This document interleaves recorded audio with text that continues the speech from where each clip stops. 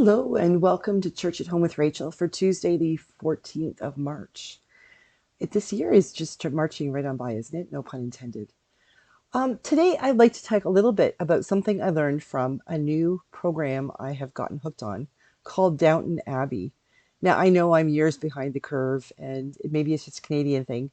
I don't know about you in the States, but back when I was in Halifax, so 2012 to 2019, in there somewhere, every Wednesday morning I would come in and we would have our Eucharist and Bible study, and then we'd have coffee hour.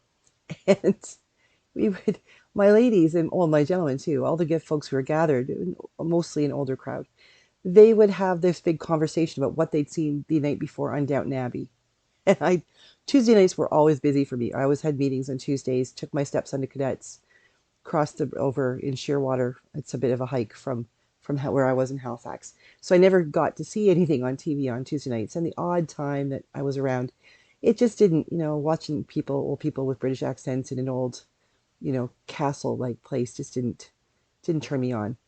But last week I took a couple of days off and I went to the library. I haven't done that in ages. I have a house full of books I haven't read yet, and for some reason I felt compelled to go to the library, so I did. And I renewed my library card because it had lapsed. I can't believe I'm admitting that, as an avid reader, but I hadn't used it.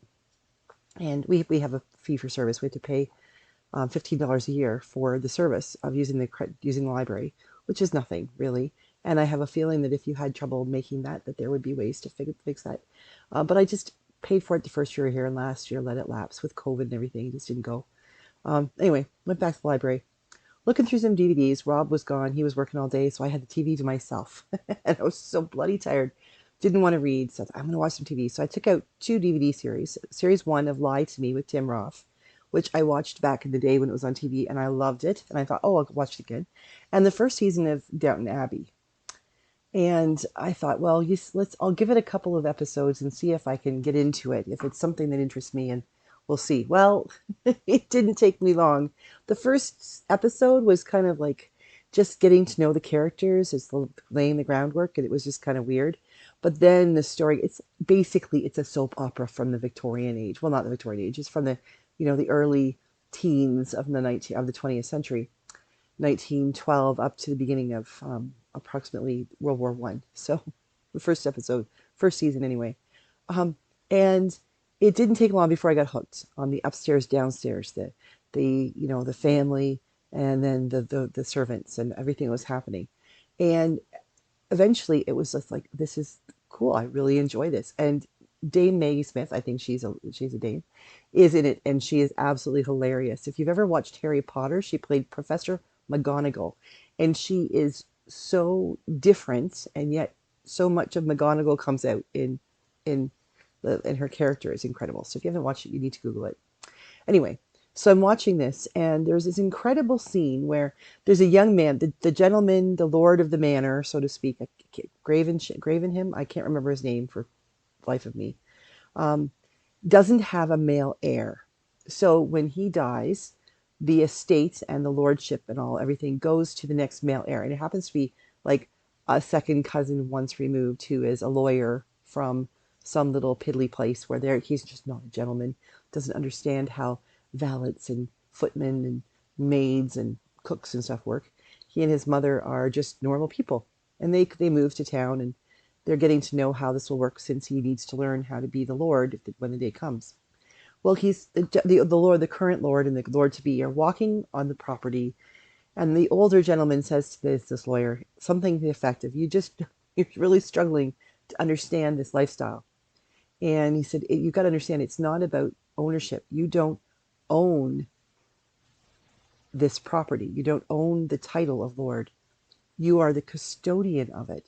It is your responsibility to take care of it and be able to pass it on to the next generation, the next heir, whoever that might be. And it was like a penny dropped, the shoe dropped. It was like, yes, oh my God, yes, I get it. That, I think, is where church and religion, not just Christianity, but I think church and religion have fallen apart in the last couple of generations. We don't recognize that this isn't about ownership. It's about custodianship. when we listen to the right wing, and we listen to those very conservative parts of the church, and even the very left wing liberal parts of the church, though the sort of the on the outer ends of what we believe and who we interact with as Christians or people within the church, we we we sometimes hear words that sound like ownership.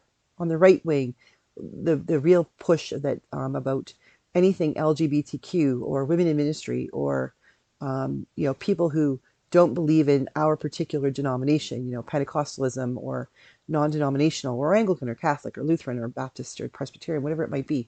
Those people who are holding on so tight. This is the way it must be. This is the way it was handed down to us.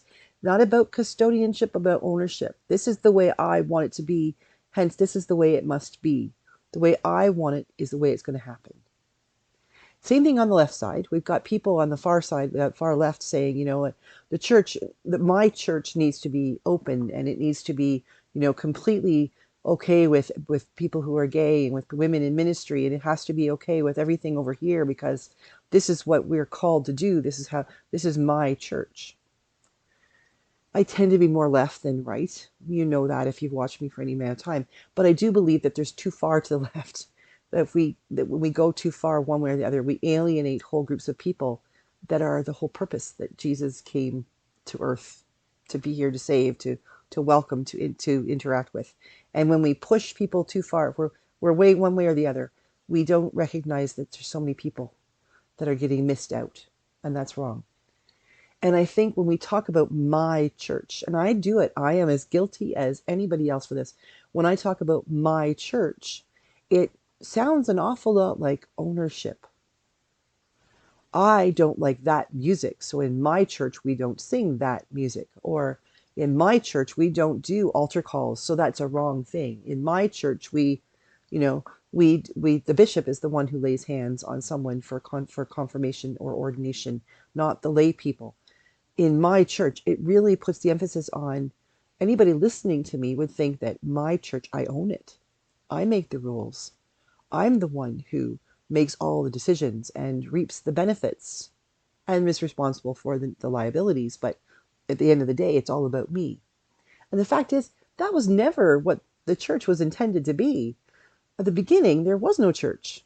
When Jesus rose to heaven, ascended to heaven, he sent his disciples out to go out into all the world to share the good news, to baptize in the name of the Father, the Son, and the Holy Spirit. He didn't say necessarily go out and build buildings that you will then put all your money and your faith in. He said go out and share the good news about me, about God's love through me, Jesus, and what I did. I died for you and I rose from the dead.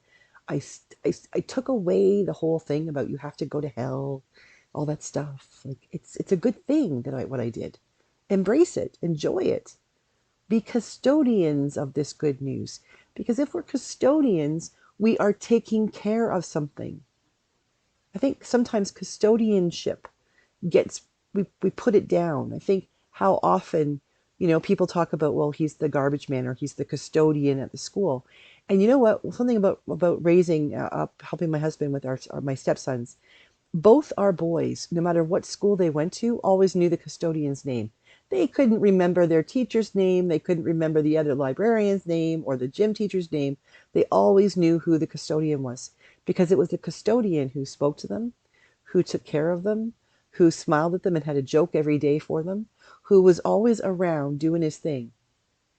He took care of them, and he took care of the place in which they spent so much time, and they appreciated the custodian. We're all called to be custodians.